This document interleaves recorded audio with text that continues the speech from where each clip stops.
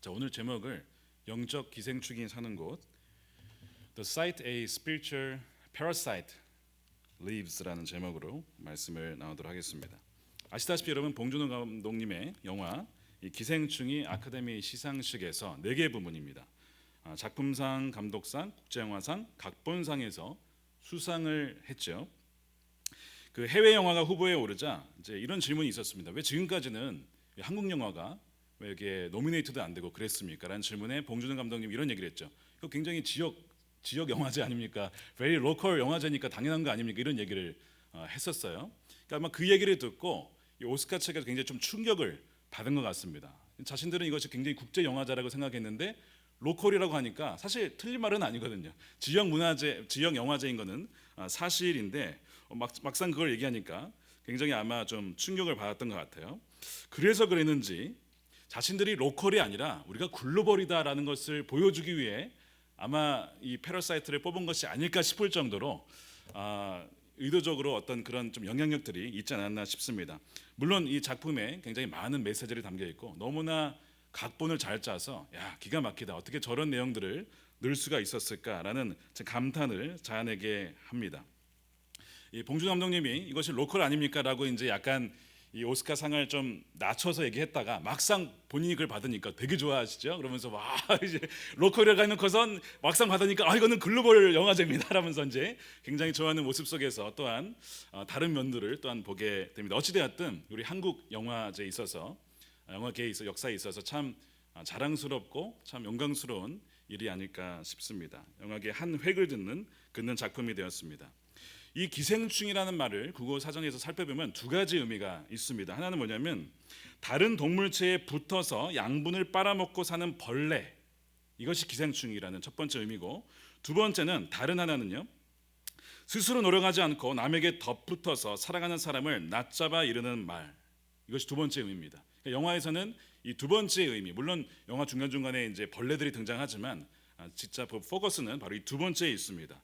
다른 사람에게 덧붙어서 기대어서 살아가는 사람을 낮잡아 부르는 말이죠. 기생충은요 뭘 필요로 하냐면 호스트, 숙주를 필요로 합니다. 호스트 없이는 기생충은 스스로 살아갈 수가 없습니다.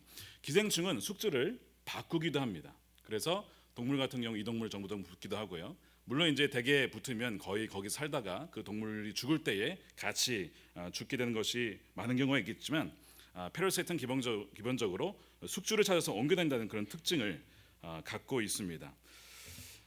자신의 생명과 욕구를 채워줄 조건을 갖춘 숙주냐 그렇지 않느냐에 따라서 자신이 사는 곳을 사이트를 바꾼다는 것이 이 기생충의 특징이죠. 내가 주님을 따르는 신실한 제자인가 아니면 기생충인가라고 했을 때 이것을 보면 알 수가 있습니다.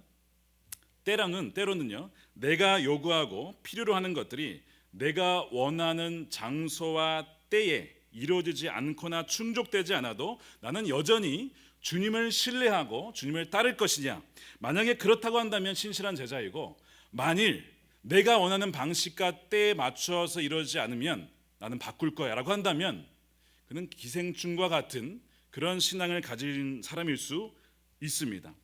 명백하게 고난 속에서도 소위 세상적인 행복이나 성공을 거두지 못하는 상황이 된다 할지라도 주님을 따라갈 것이냐 아니면 버릴 것이냐, 여기에서 기생충과 이제 제자가 갈려진다는 것이죠. 주님을 숙주로 하는 기생충인가 아니면 주님을 왕으로 모시는 제자여 군사인가는 결국에는 주님의 말씀에 대한 절대적인 신뢰, 이것이 있느냐, 또한 자기 부인, 때로는 내가 원하는 것을 얻지 못한다 할지라도 이것을 셀프 디나이를 통해서 주님을 따라가느냐, 여기에 따라서 제자이냐 팬이냐 아니면 기생충이냐가 결정된다는 것이죠. 예수님께서 마태복음 16장 24절에 이런 말씀을 하셨습니다. 우리 함께 읽어보겠습니다. 시작. 이에 예수께서 제자들에게 이르시되 누구든지 나를 따라오려거든 자기를 부인하고 자기 십자가를 지고 나를 따를 것이니라. 누구든지 제 목숨을 구원하고자 하면 잃을 것이고 누구든지 나를 위하여 제 목숨을 잃으면 찾을 것이다라는 말씀을 하셨어요. 제자도에 대한 말씀이죠. 자신을 부인한다라는 것은 나의 아주 이기적인 욕망, 죄에 쉽게 이끌려가는 죄된 그 속성을 계속 부인하는 거예요. 부정하는 거예요. 그것은 내가 먹고 쉬고 누릴 권리조차도 주님 때문에 포기할 수 있는 것, 그래야만 너는 제자에 합당하다라고 주님은 말씀하십니다. 흥미롭게도 자신을 부인하지 않고 내가 원한 대로 갈망한 대로 살아가는 자는 잘 살 것 같은데, 주의 말씀 뭐냐면 그렇게 되는 자는 오히려 어떻게 된다고요? 잃을 것이다, 죽을 것이다라고 주님께서 말씀을 하십니다. 그렇다면 여러분들은 제자이십니까? 아니면 기생충이십니까?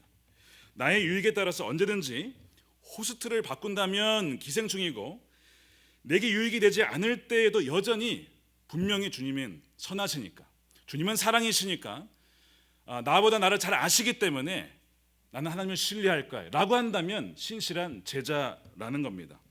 우리가 오늘 읽은 이 민수기 20장에 보면요, 배경이 이렇습니다. 출애굽 이후에 백성들이 이제 가나안 땅 몇 명을 보냈죠. 얼핏 보내서 가나안 땅을 정탐을 한 이후에 가던 중에 또한 물이 없어집니다. 그래서 갈증을 겪는 이스라엘 백성들의 이야기가 오늘 민수기 20장에 등장을 합니다.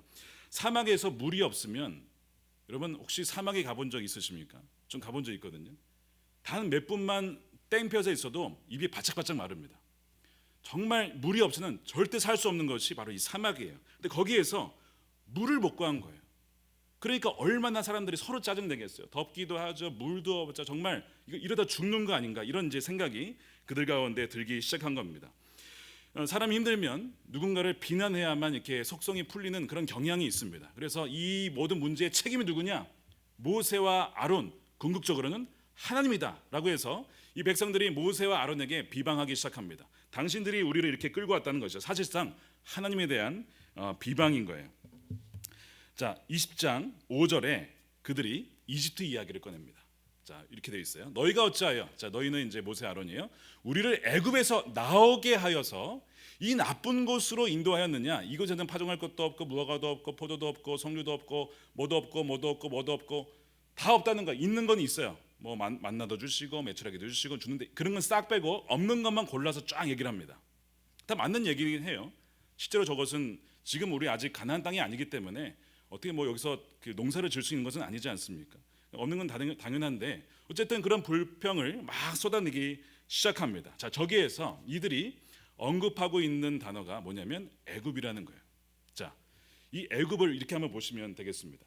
애굽은 그들에게 숙주였습니다. 소위 비록 그들이 노예이긴 했지만, 그리고 그들에게 자유는 없었지만, 그래도 애굽이라는 곳에서 그 바로왕 밑에 있으면서 그들이 나름 잘 살았다는 거예요. 생명을 유지할 수 있었고 심지어 뭐 괜찮게 살았다는 것이죠. 심지어 재산도 모았어요. 가축도 있었던 걸 봤을 때 재산도 모을 수 있었습니다. 그러한 위치에서 살았는데, 아니 지금 숙주를 바꿨는데, 하나님으로 바꿨는데 이건 뭐 형편없다는 거예요. 뭐 마실 물도 없어, 뭐 이제 포도도 없어, 뭐 석류도 없어, 뭐도 없어. 그러니까 왜 데려왔냐 이거죠. 예전 호스트가 훨씬 낫다는 거예요. 예전 숙주가 훨씬 낫다라고 그들이 비방을 하면서 차라리 우리를 사실상 다시 그리로 데려가라고 그렇게 요청을 하는 것이죠. 지금 이 새로운 숙주, 소위 이 야훼라고 하는 그 하나님에 대해서 신뢰할 수 없다라는 그 비방이 계속 일어납니다. 그래서 이들의 주장은 계속해서 요구하는 것은 뭐냐면 삶의 질이 형편없으니까 하나님을 신뢰할 수 없다라고 그들이 주장을 합니다. 그것이 내가 경험하고 있다는 것이죠. 그들의 경험 맞습니다. 그들이 경험하고 있는 것은 지금 물이 없고 뭔가 굉장히 지금 미래가 보이지 않는 것 같은 경험을 하고 있어요. 아무리 하나님이 가나안 땅을 주신다라고 하는 약속과 말씀이 있었지만 이것은 보이지 않아요. 이것은 느껴지지 않아요.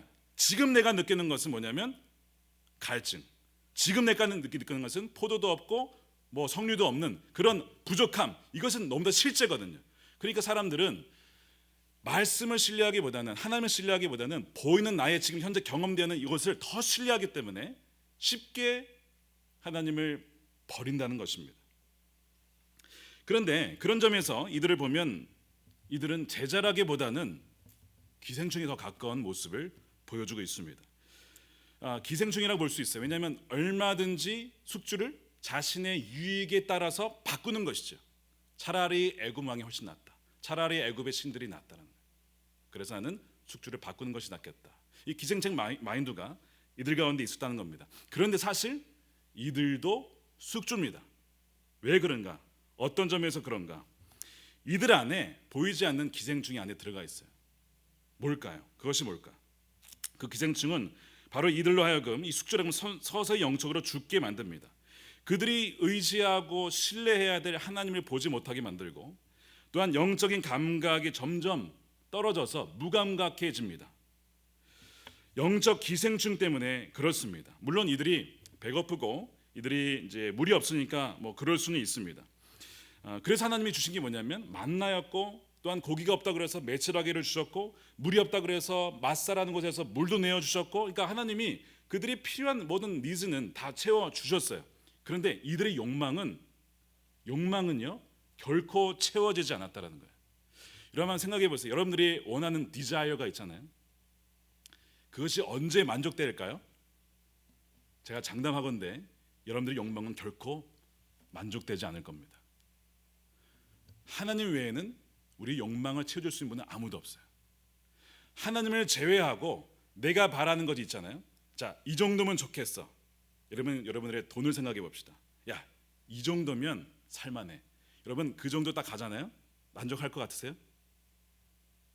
좀 더 올라가잖아요. 만족할 것 같으세요? 아니요.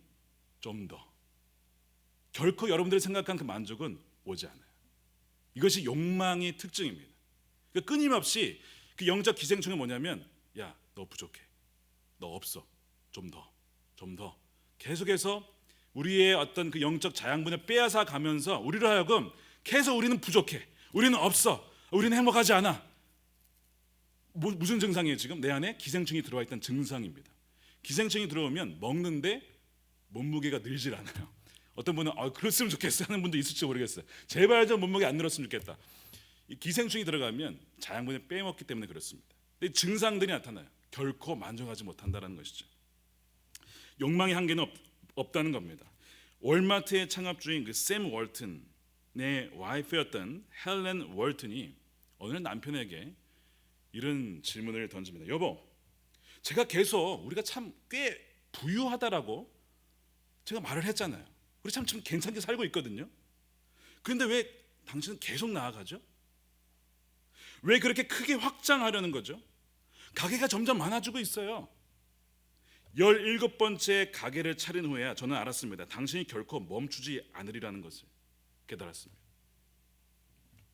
무한 확장, 결코 만족을 모르는 끊임없는 확장을 통해서 세상을 지배하려고 하는 로마 제국과 같은 욕망이 그 안에 있었다는 것을 와이프가 발견을 하고 17번째 점포를 연 것이 어떻게 보면은 블레싱이죠. 야, 사업이 너무 성공하니까. 그런데 어느덧 그 사업의 번창과 성공이 그의 삶의 목적이 되어지고 결코 만족할 수 없는 그 욕망을 채우고자 끊임없이 일 중독에 빠지는 이 샘 월튼을 향하여서 아내가 정확하게 딱 얘기를 한 겁니다. 당신의 욕망은 결코 만족되지 못할 겁니다. 목사님, 그러면 그리스도인은 성공하면 안 됩니까? 이런 질문을 던질 수가 있습니다. 제가 묻고 싶습니다. 여러분들이 정의하는 그 성공은 과연 어떤 성공입니까?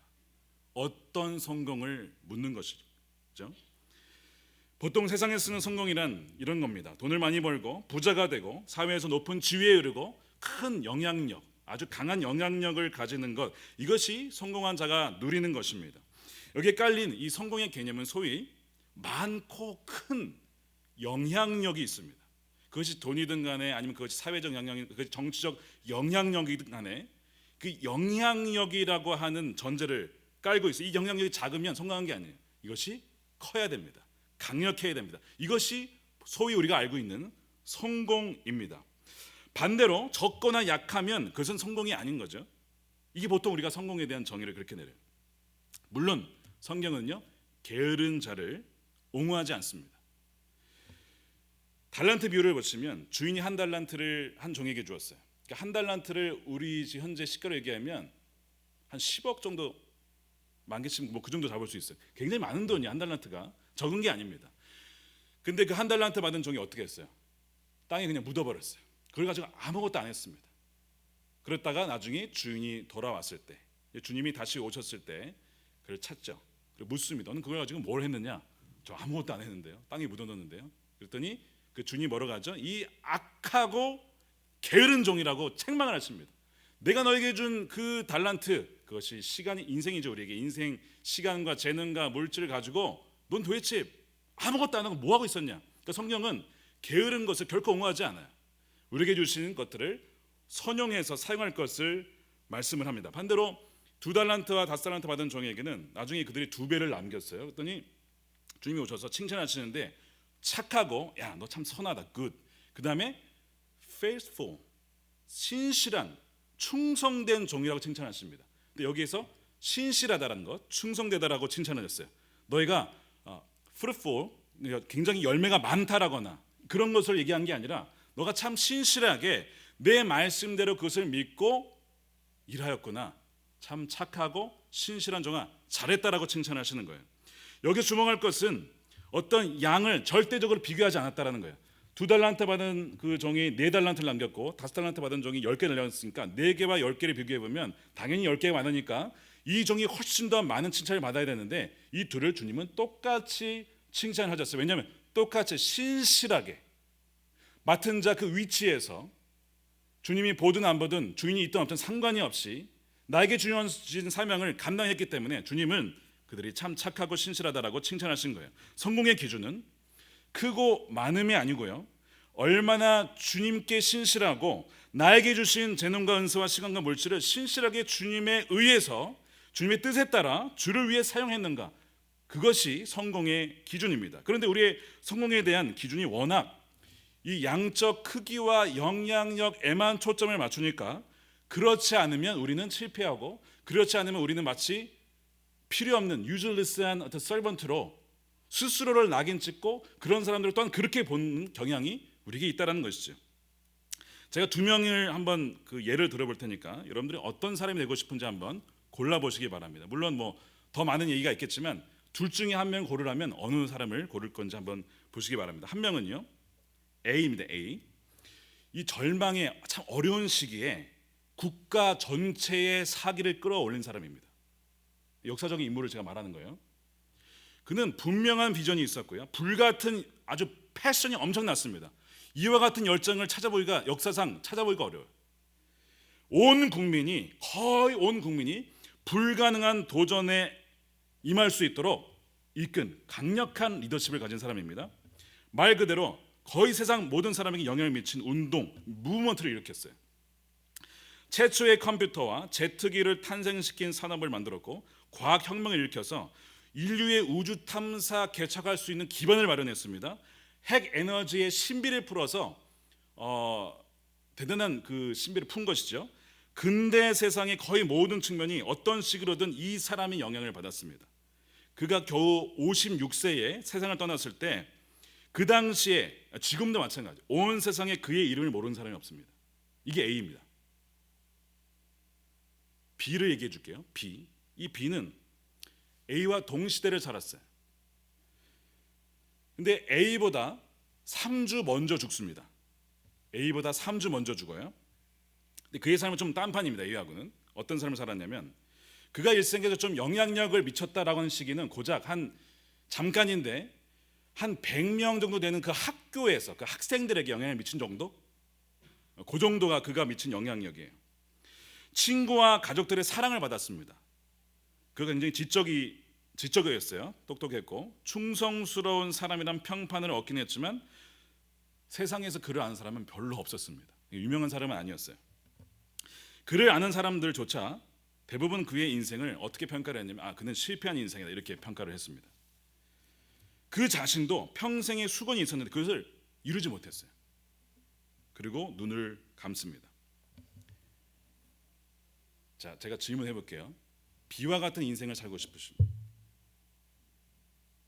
자, 그러면 모두 다 A인 거죠? 지금 자, 뭐 C다 이러고 하지 말고 B와 같은 인생을 살고 싶다.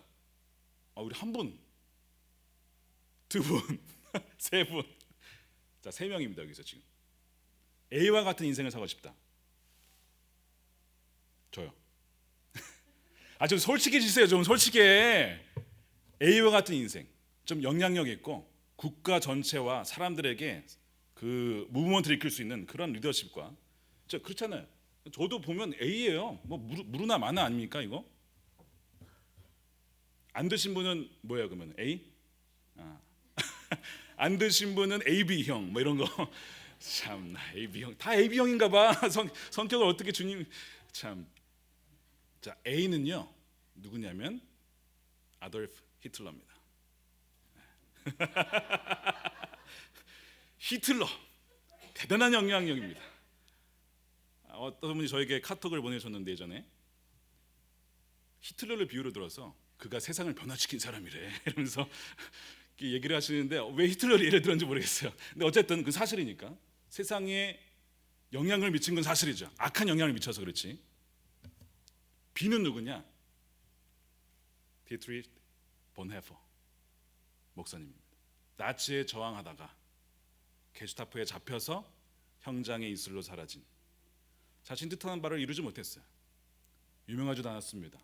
책 몇 권 남겼는데 별로 인기도 없었어요. 근데 사후에 그로 말미암아 유럽의 거의 모든 사람들 감동을 받죠. 독일에 이런 깨어있는 사람이 있었느냐. 우리가 독일을 용서하자. 본헤퍼 때문에. 그리고 그 당시에 고백교회라고 하는 그 양심에 있는 그리스도인들 때문에 독일을 용서해. 이렇게 나올 정도로 히틀러의 영향도 컸지만 그 악한 영향력이고, 이 본헤퍼의 영향력이라는 것은 지금까지도 지대한 영향을 미치고 있어요. 그러니까 우리가 눈에 보이는 어떤 그 거대한 뭔가 이 세상의 기준에서 보이는 영향력의 기준을 보면 이 본헤퍼는 완전 실패한 사람인데, 그런데 하나님 나라의 관점에서 보면 완전 반대라는 것이죠. 영적 기생충은요 바로 결코 충족될 수 없는 영향력이라는 욕망에 들러붙게 됩니다. 그래서 그 영적 기생충 그 사람으로 하여금 헛된 욕망을 품게 하고 계속 그것을 갈망하게 함으로써 그 사람을 서서히 파멸시키고 죽이게 만드는 특성을 갖고 있어요. 여러분 몸 안에 기생충이 있습니까 없습니까? 우리가 그걸 잘 모르니까 약을 종종 먹는 거예요, 정기적으로. 그럼 나중에 막 끔찍한 막 나오기다 천충이 막 나오고 막 그러기다 몰랐다는 거죠. 분명히 내 몸 안에 있었음에도 불구하고 우리는 모른 채 그렇게 살아간다는 거예요. 영적 기생충이 붙으면 그런 식으로 헛된 욕망을 품고 이것이 나를 행복하게 해줄 거야 라고 하면서 나에게 행복을 주지 않는 하나님, 내가 원하는 대로 들어주지 않는 하나님, 내가 바란 대로 해주지 않는 하나님, 숙주를 바꿔야겠네 라고 돌아버리는 것이죠. 다른 쪽으로 기웃거리고 왔다 갔다 하는 이런 모습들은 기생충의 모습인데, 그런데 그가 그렇게 한 이유는 그가 숙주로서 그 안에 들어가 있는 기생충 때문에 그렇다는 거예요. 우리는 이것이 우리 안에 있음을 볼 수 있어야 돼요. 그것이 악한 우리 인간의 본성이고 우리 악한 죄성이라는 것입니다. 지금 광야에서 보이는 이들의 태도와 이 반역은 그러한 헛된 욕망에서 비롯된 겁니다. 말씀이 그들을 지배하고 이끌어가는 것이 아니라 욕망이 그들을 지배했다는 거예요. 영적 기생충이 사는 곳이 어디냐면 바로 결코 충족될 수 없는 권력과 돈이라는 영향력이라는 그 욕망, 소위 왜곡된 성공 신화에 몰든 이들에게 기생하여 삽니다. 영화에서처럼 결국 기생충이 붙어 사는 숙주의 생명을 빨아들이고 서서히 죽게 만들어서 숙주도 죽고 기생충도 죽는 그런 일들이 벌어질 수 있다는 것이죠. 말씀드린 대로 기생충의 특징은 숙주를 얼마든지 유익에 따라 바꿀 수 있다는 특징을 가지고 있다고 말씀드렸죠. 제가 한 가지 더 예를 들어볼게요. 최근에 저희가 그 기쁨의 언덕으로 본문이 사사기예요. 거기 보면 18장에 이런 얘기가 나와요. 요나단이라는 그 레위 제사장 가문입니다. 제사장 가문의 출신이 한 청년이 등장을 하는데 이 청년이 직업이 없었어요. 그러니까 아마 직업을 구하고 있었어요. 그러다가 이 청년이 누구를 만났냐면 17장 이 구절에 보면 미가라는 사람을 만나게 됐는데, 이 미가라는 사람이 이 젊은이에게, 이 레위 출신이죠, 제안을 합니다. 어디서 오냐고. 그러면서 대답하기를 나는 유다 땅 베들레헴에 사는 레위 사람인데 있을 곳을 찾아다니고 있습니다. 자, 이 구절 뒤에를 보십시오. 있을 곳을 찾아다닌다. 레위인들이 있어야 될 곳은 성소가 있는 곳입니다. 근데 그것을 찾지 않고 지금 다른 곳을 찾고 있어요. 그들이 거할 사이트를 찾고 있습니다. 그들이 기대어서 기생할 사이트를 찾고 있어요. 뭐 그건 나쁜 건 아닙니다. 근데 본래 레위인의 부르심은 어디냐면 성소라는 것이죠. 실로라고 하는 성소예요. 근데 워낙 그 당시의 사사기에 영적인 그 암흑이 들여졌기 때문에 레위인이긴 하지만 뭐 그게 문제가 되냐? 내가 레위인으로 태어나서 꼭 레위인으로 살아야 돼? 그런 법이 어디 있어? 내가 원하고 나에게 만족을 주면 얼마든지 찾아다닐 수 있는 거 아니야? 라는 생각을 하게 된 거죠. 그러니까 주님의 부르심이 무엇인가, 나의 사명이 무엇인가를 주님께 구하지 아니하고 자기 서기원에 옳은 대로 보기에 나에게 유익이 줄 만한 사람을 찾아서 숙주를 찾아다니는 기생충과 같은 모습을 보이고 있어요. 자, 여기까지 우리가 힘 있게 판단할 수는 없는 겁니다. 근데 그 다음에 보시면 이 미가가 뭘 제안을 하냐면 그러냐? 그러면 내가 너에게 은 10냥과 그 다음에 옷과 먹을 것을 줄 테니까 우리 가정의 개인 프라이빗 미니스터가 되라. 제안을 해요. 뭐 있을 것이 없는 그 청년에게는 참 좋은 제안이죠. 돈을 준다고 하니까 먹을 것도 주고 있을 것도 주고 뭐 이와 같은 좋은 제안이 어디 있습니까? 그랬더니 기도 한번 해보지 않고 그럽시다. 좋은 딜이네요. 내가 이런 딜을 어디서 찾겠습니까? 프라이빗 미니스터가 되기로 해요. 그래서 그 미가의 집에 머물면서 제사장직을 수행합니다. 그러면서 이 미가는 믿기를 이제 우리 개인 제사장이 생겼으니까 하나님 우리에게 복 주실 거야 이라고 믿어요. 착각이죠. 완전히 착각에 살고 있습니다.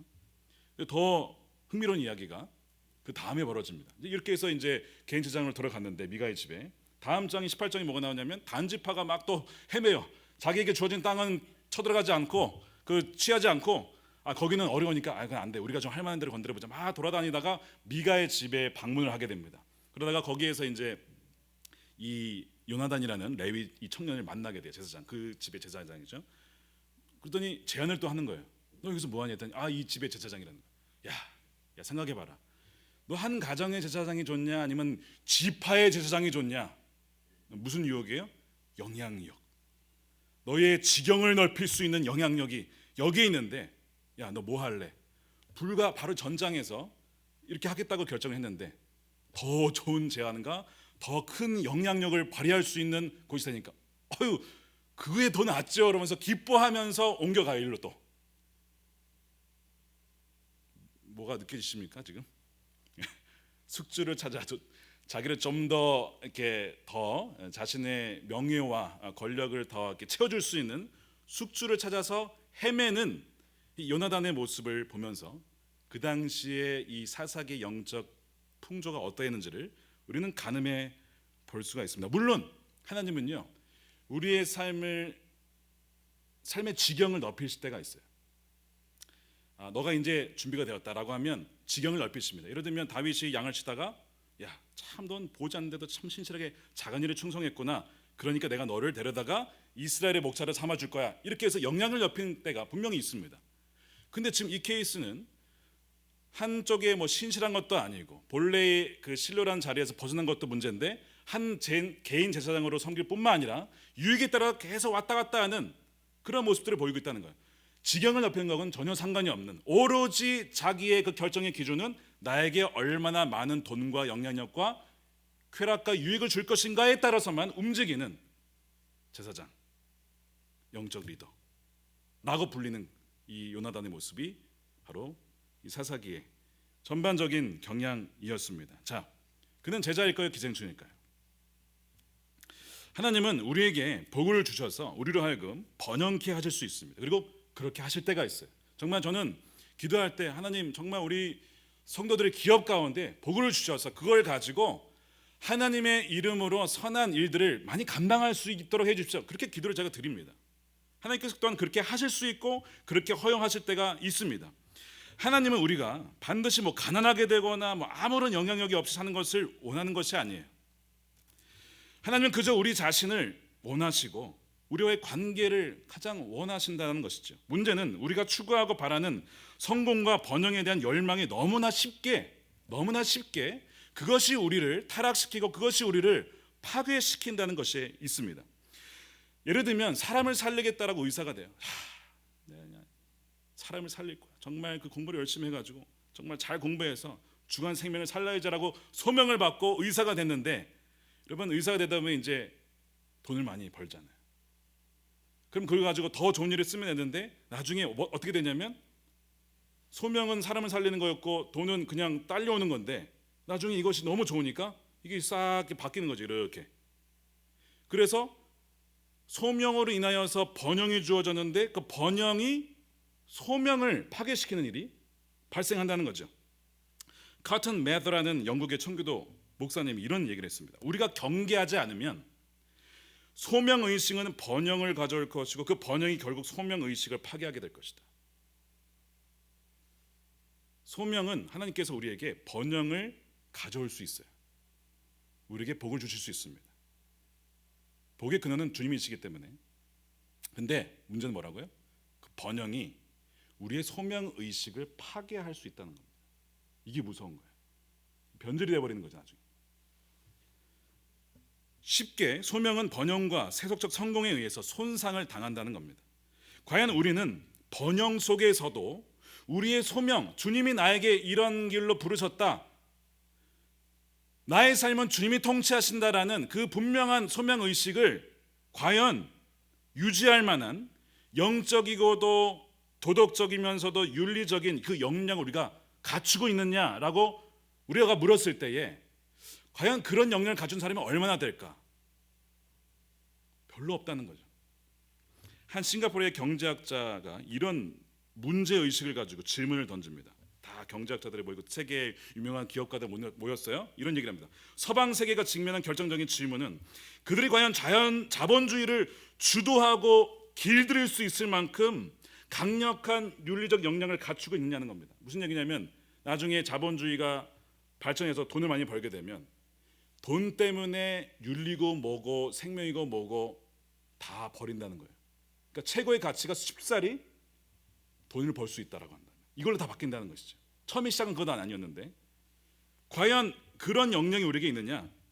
별로 없지 않느냐라고 묻는 거죠. 한 기업이 공장을 세웠어요. 약품을 이제 그 옷을 만들려면 아마 화학 처리를 하나 봐요. 근데 이제 직원들이 자꾸 막 병에 걸리는 거예요. 화학을 쓰니까. 근데 화학을 안 쓰고 하려면 뭐 돈이 너무 많이 드는 거예요. 친환경적으로 하려면. 고민을 하는 것이죠. 자, 돈을 세이브해서 그러나 이 직원들과 또한 커스터머들에게 영향을 미칠 수 있는 그 화학약품을 계속 쓸 것이냐, 아니면 내가 좀 손해를 보고 돈을 좀 많이 들더라도 친환경적으로 이 옷을 만들 것이냐 고민을 하다가 친환경적으로 하기로 하고 재활용을 쓰기 시작했습니다. 비용이 어마어마하게 드는 것이죠. 근데 오히려 성공을 했어요. 그게 뭐예요? 파타고니아. 근데 저는 그걸 보면서 사실 파타고니아는 이제 앞으로가 더 문제라는 거예요. 자, 보세요. 처음에 소명이 뭐였어요? 친환경적으로 지구를 보호하기 위해서 약품을 쓰지 않겠다라는 그 소명을 가지고 회사를 이제 바꾼 거죠. 근데 그 소명을 이제 돈이 이제 계속 늘어나고 있어요. 벌고 있어요. 과연 그 처음 소명을 끝까지 이거를 유지할 수 있을 것이냐? 없을 것이냐? 이제 앞으로가 더 관건이라는 것이죠. 우리의 욕망은요 충족되지 못합니다. 끝이 없어요. 더 나은 호스트. 이제 다음 주 우리가 금요일 날 청년 얘기를 할 때 결혼 전에 성관계에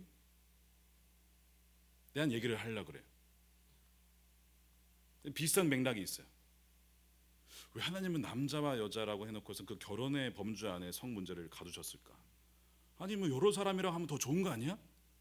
많이 좀 경험도 쌓고 다음에 또 잘할 수 있지 않을까? 이렇게 되게 그렇잖아요. 되게 어떤 모든 필드가 경험을 많이 하면 할수록 다음에 더 잘할 수 있잖아요. 그러니까 결혼 전에 더 많은 경험을 쌓는 것이 훨씬 더 좋지 않냐 이거죠. 그 주제는 다음 주에. 너 너무 끌려. 진짜 이 논리가 너무 매력적이야 진짜. 다시 20대로 돌아간다면 전 아내를 만날 겁니다. 근데 어쨌든 더 나은 숙주와 호스트, 더 나은 누군가가 있지 않을까라고 하는 그것이 그 사람을 하여금 오히려 불행하게 만든다는 거예요. 그래서 그 생각에 애굽으로 가야 되겠다, 하나님을 버리고 애굽으로 차라리 돌아가자라는 그 생각, 이 이스라엘 백성들의 모습은 사실 우리의 모습이라는 거죠. 미국 최고 부자 중에 한 명이었죠. 존 락펠러가 이런 질문을 받았습니다. 한 사람을 행복하기 위해서, 한 사람의 행복을 느끼기 위해서 얼마나 많은 돈이 필요합니까? 라는 질문에 그가 그저 조금만 더 많이 있으면 됩니다. 이런 질문을 대답을 했습니다. 조금만 더 많이 있으면 된대요. 자, 그래서 이 질문을 분석해 보면, 대답을 분석해 보면 이런 겁니다. 조금만 더 많이 있으면 된대요. 제가 얻었어요. 조금만 더 많이. 그다음에 뭐요? 좀만 더 많이. 좀만 더 많이. 오지 않아요. 그날은 결코 오지 않습니다. 계속해서 그거를 얻기 위해서 끊임없이 그 일에 중독되어 버린 자신의 삶을 언제 끝날까요? 죽을 때 끝나는 거예요. 그날은 오지 않는다. 결국 행복하지 못한 채. 여러분, 이 치열한 경쟁 사회 아닙니까 우리나라가? 뭐 미국도 마찬가지죠. 이제 행복을 잃어버릴 수 있는 가장 좋은 방법이 비교하는 거거든요. 행복하다가 비교해 보면 갑자기 불행해지는 거야. 예를 들어 이제 뭐 공부하다가 내가 반에서 10등을 했어. 잘했어. 근데 위에 9명이 있는 거야. 야, 열심히 공부를 해서 2등을 했어요. 뿌듯하죠. 근데 여전히 나는 1등이 아니야. 내 위에 누군가가 있어. 불행해요. 자, 그러면 1등하면 행복할까요? 해봤어야지 1등을. 죄송해요. 저도 못 해봤어요. 모르겠어요. 그건 잘. 근데 상상해 보면 1등 자리가 굉장히 불안할 것 같아. 내 밑에 주로 99명이 이 자리를 탐하려고 나를 노리고 있어. 내가 안 되기를 얼마나 저들이 기도를 할까. 그래서 끊임없이 계속 그 사다리를 유지하고 하려고 막 노력하는 속에서 어느 누구도 행복을 누리지 못하는 이 아이러니. 이것이 우리의 삶이에요. 비교하면 끝나는 거예요. 행복이 없어요. 우리는 계속 근데 그 수리바퀴에 넘어가고 살고 있습니다. 그래서 언젠가 내가 그것에 올라가면 나 행복해지겠지. 내가 이만큼 가지면 행복해지겠지. 뭐라 그랬어요? 그 욕망은 기생충이 계속 요구하거든요. 밑에서 야 좀만 더. 그래서 나를 더 혹사시켜서 올라가지만 결코 그 행복을 누릴 수 없는 이것이 우리의 모습이 아닌가라는 겁니다. 마태복음 7장에 사람들이 이런 사람이 등장합니다. 예수님께. 예수님 만나는데 예수님 저 아시죠? 제가 주님의 이름으로 선지자 노릇하고 많은 권능을 행하였습니다. 그랬더니 주님 뭐라고요? 야, 너 누구냐? 여러분 이건 굉장히 충격적인 대답입니다. 주님의 이름으로 많은 권능을 행했다는 거예요. 여기서 위험한 그 형용사가 뭐예요? 많은. 그들이 지금 클레임하고 있는 그 근거, 내가 그 나라에 합당한 사람이다라고 클레임하고 있는 근거는 뭐예요? 많은 권능을 행했습니다. 주님, 내가 많은, 적은 거 아니고요, 많은 권능을 행했습니다.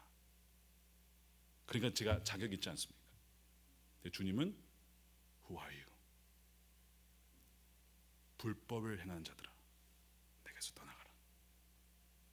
그렇게 될 이들이 많을 것이다 라는 것. 성경적인 사역과 성경적인 삶, 영향력을 행사하고도 심판의 자리에서 거부를 당할 수 있다라는 것. 큰 영향력이 성공의 척도가 아니라는 거야, 그 나라에서. 물론 성경에는 소위 세상의 기준에서도 큰 영향력을 가진 자들이 등장합니다. 예를 들면 뭐 느헤미야 아까 말씀드렸지만 요셉도 마찬가지. 프라임 미니스터, 애굽의 바로 다음 가는 영향력 있는 위치였죠.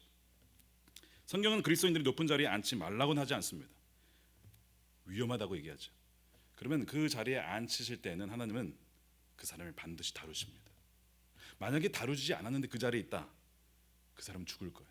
그 아까 소명 때문에 번영이 생겼는데 번영이 소명을 잡아먹기 때문에 이것을 감당할 만한 사람이 많이 없기 때문에 주님은 그 자리에 세우시기 전에 그 사람을 많은 연단과 고난을 통해서 다듬으신다는 거예요. 그래서 그 자리에 가도 그런 유혹들을 받긴 하지만 영향을 받지 않는 그런 위치. 요셉이 그래서 많은 고난을 먼저 겪어야 했던 겁니다. 윌리엄 윌버포스 아시죠? 자신이 가진 국회의원이라고 하는 영향력을 가지고 영국의 노예 제도를 폐지하기 위해서 많은 노력을 46년 정도 걸렸어요.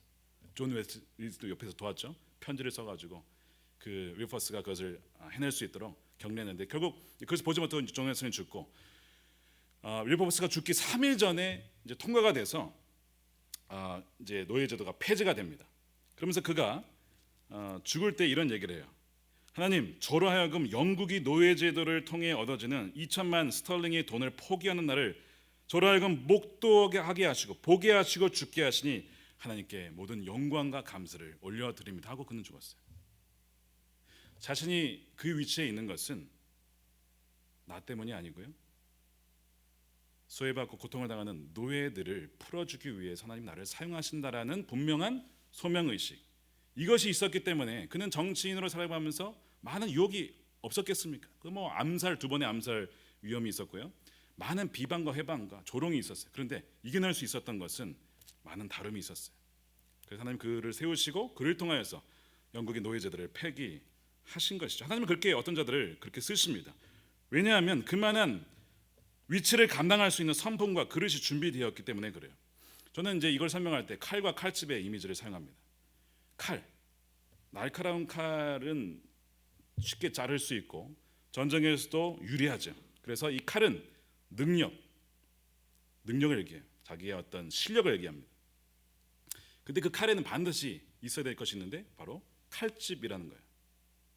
칼집은 이 칼을 써야 될 때 쓰고 자신을 보호하고 보관할 수 있는 것이 바로 이 칼집입니다. 이것이 캐릭터예요. 성품입니다.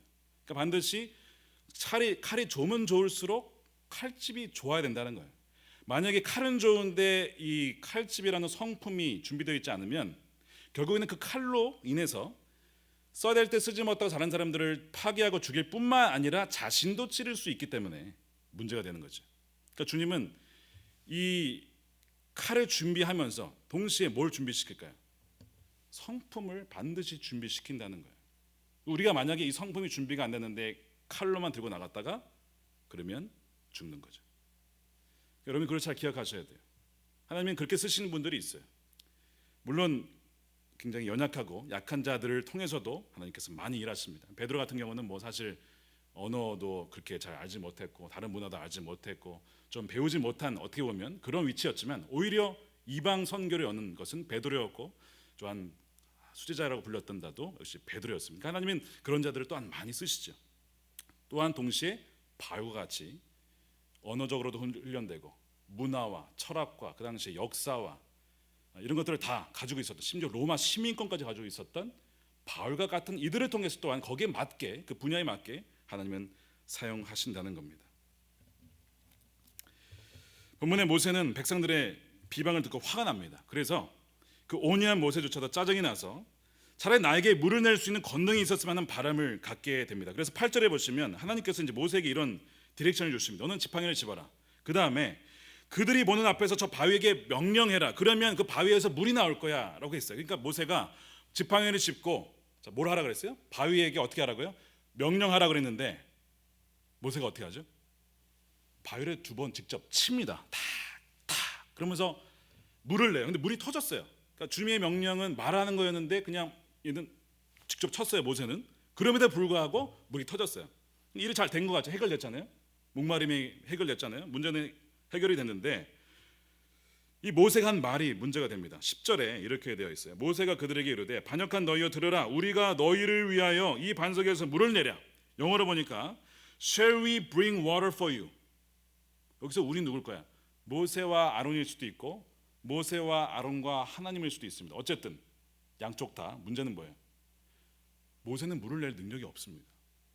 근데 모세는 지금 마치 우리라는 표현을 쓰면서 하나님이 하실 일을 마치 자기가 하는 것처럼 딱 껴가지고 내가 마치 너희를 위해서 이 영향력을 미치는 것 마냥 물을 내는 것 마냥 했다는 거예요. 하나님이 그걸 딱 보더니 모세와 아론을 딱 불렀어요. 모세야, 이거는 내가 너를 통해서 내는 물인데 너는 마치 너가 물을 내는 것 마냥 백성들 앞에서 얘기를 했다. 내가 물을 내는 자고 너는 물을 내는 통로로 쓰임받는 건데 지금 뭐가 바뀐 것 같다. 너는 나의 거룩함을 드러내지 않았다. 이런 얘기를. 거룩함이라는 것은 무슨 얘기냐면 하나님은 완전히 구별된, 우리와 완전 전적으로 다른 분이라는 얘기거든요. 사람들 앞에서 내가 창조주고 내가 공급자고 내가 너희의 인도자임을 너는 사람들 앞에 드러내지 않았고 마치 너가 인도자이고 너가 이 물을 낸 것 마냥 냈다는 것이죠. 왜 모세가 이렇게 했을까요? 모세 안에도 뭐에 대한 갈망? 영향력에 대한 갈망. 그런 어떤 그 갈망 때문에 뭐가 붙은 거예요? 기생충이 들어온 거죠. 야, 너에게도 그런 영향력이 있잖아. 야, 그거 뭐 하나님이 안 보이니까 그냥 네가 해도 될 거야. 우리라가 해. 그래서 우리가 했다가 하나님이 야, 안 되겠다. 너 이제 가나안 땅 못 들어가. 라고 딱 막으시는 거예요. 하나님 좀 너무하신 것 같은 마음이 들지만 사실은 하나님의 은혜라는 것을 저는 깨닫게 됩니다. 왜냐하면 결국은 가나안 땅에 들어가지 않음으로써 하나님이 모세를 지켜주셨어요. 뭐죠? 만약에 여기서 죽지 않았으면 모세가 가나안 땅에 들어가서 계속 자기의 야 내가 너희를 이끌어왔고 내가 물을 냈고 계속 그 얘기하면서 마지막을 완전히 그냥 그렇죠 타락한 상태로 끝났을 겁니다. 그런데 하나님이 너무 모세를 사랑하시니까 아주 명예롭게 끝날 수 있도록 데려가신 거예요. 그러니까 우리의 인생의 어떤 한계를 경험할 때, 어떤 제한을 경험할 때 하나님 왜 나에게 이렇게 제한을 경험하게 하시고 더 나아가지 못하도록 막으십니까? 라고 했을 때는 두 가지를 질문해 보세요. 내가 게을러서? 두 번째, 오히려 이 막는 것이 나를 향한 하나님의 은혜 아닐까? 하나님의 사랑 아닐까? 우린 그걸 볼 수 있어야 돼. 우리는 영향력이라는 유혹에 쉽게 빠집니다. 부르신 분은 주님이시고 인도하신 분도 주님이십니다. 믿으십니까? 이것을 믿는 자가 소명을 가진 자예요. 소명은 자본주의를 지도하고 제어할 수 있는 영향을 가진 아주 소수의 진리 중에 하나입니다. 이 소명이 있을 때 돈과 권세의 영향력을 이길 수가 있어요. 소명은 어디서 오냐면 바로 주님께로부터 오는 것이죠. 우리가 주님을 떠난 순간 우리는 기생충이 살기 아주 적합한 장소가 됩니다. 기생충이 우리 안에 사는 줄도 모르고 살아가기 십상이에요. 그런데 은혜가 바로 그거예요. 가나안 땅에 넌 들어가지 못한다. 때로는 우리의 삶에 경험되어지는 제한들, 제약들이 오히려 하나님을 신뢰하고 바라보게 하는 은혜가 될 수 있다는 것. 그래서 모세는 신실한 하나님의 종으로 영원히 기억되게 되죠.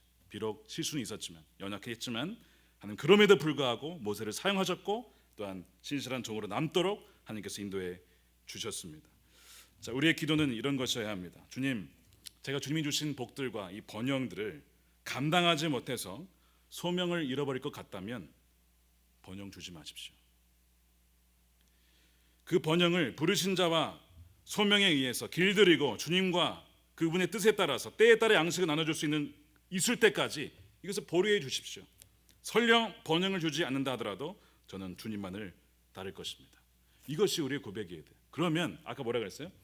자기 자신을 부인하면 살고자 하는 죽지만 죽고자 하는 자는 오히려 살게 된다는 이 놀라운 영적 원리를 우리가 깨달았으면 좋겠습니다. 그래서 오늘 기생충에 대한 얘기를 좀 나눴는데 우리 안에 나도 모르게 들어와 있는 이 기생충을 발견하고 주님 것을 회개함으로써 떨어져 버리고 새롭게 되어지는 우리가 되어서 정말 하나님이 온전히 사용하실 수 있는 주님의 귀한 종들이 되시기를 주님의 이름으로 축원합니다. 우리 기도하겠습니다.